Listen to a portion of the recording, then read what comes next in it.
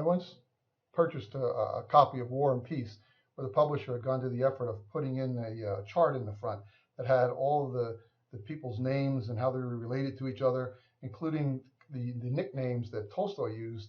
And I found that that chart really helped in making the War and Peace a little easier to get through, especially with some of those Russian nicknames.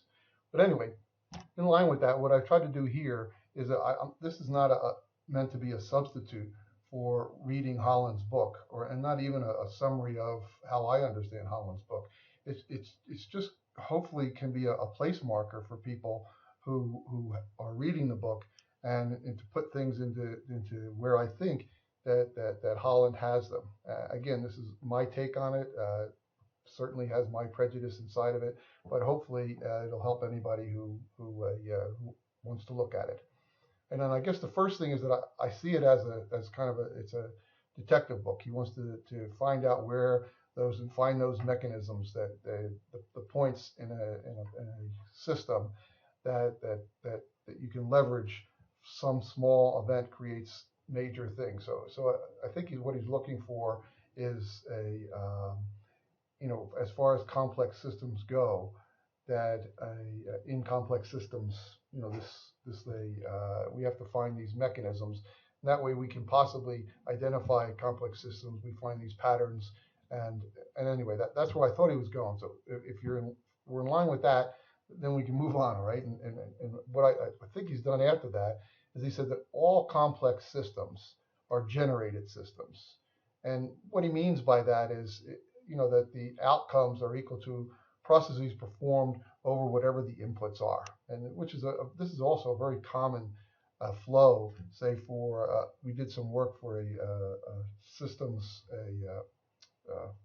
engineering firm, and the two women who worked on the lunar landing module, they designed a mathematically provable system for technologies, and it basically worked on the very same principles. So I think that those principles, and if we lay them out, it says that basically that combinations generated, right, over operators or the processes of the generators. So that doesn't make a whole lot of sense, but this reads in essence from the right to the left, where the generators, these processes are performed operators to give you combinations that are generated. And his example is, out here at the generators, he says the alphabet. He says the operators are basically the rules that we use for putting together sentences, and the combinations that are generated are the sentences themselves. So that's the example that he gives in the book. So that's basically what I'm working with in terms of and now I think what I was looking for is kind of like, now who are all the if you will, the suspects now for falling into these three different categories. All right. And so if we go with that, for the generators, he talks about them as their adaptive agents. Okay.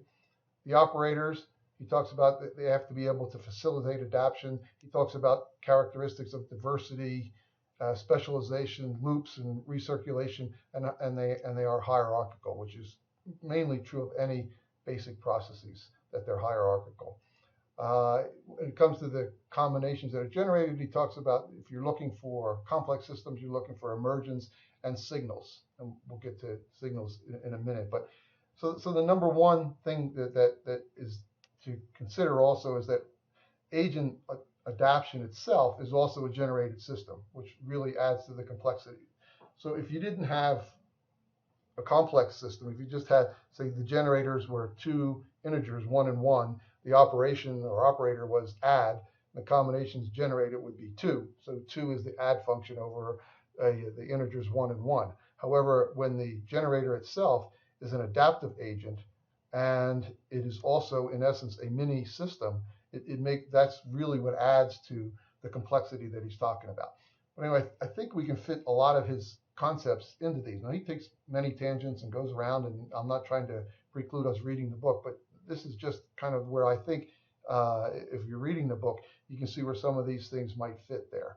The other thing is the other note I wanted to make is that agents. Another thing he brings into effect is agents provide boundaries, And so he talks about these adaptive agents are not only the generators, but they actually provide a boundary around the operators. And if you think of adaptive agents, one of the things he talks about them is that that they are also hierarchical, but a hierarchy for agents really works from the bottom up, whereas a hierarchy from process works from the top down.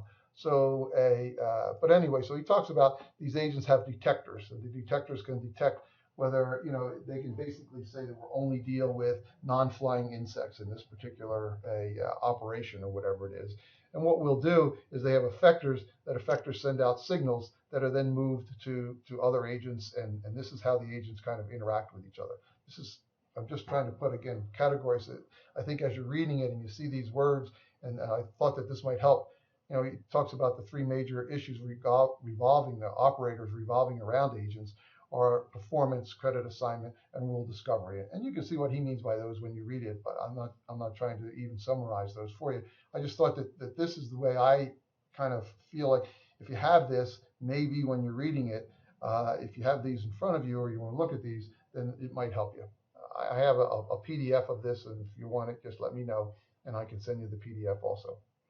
Anyway, thanks a lot. Hopefully this was helpful. Bye now.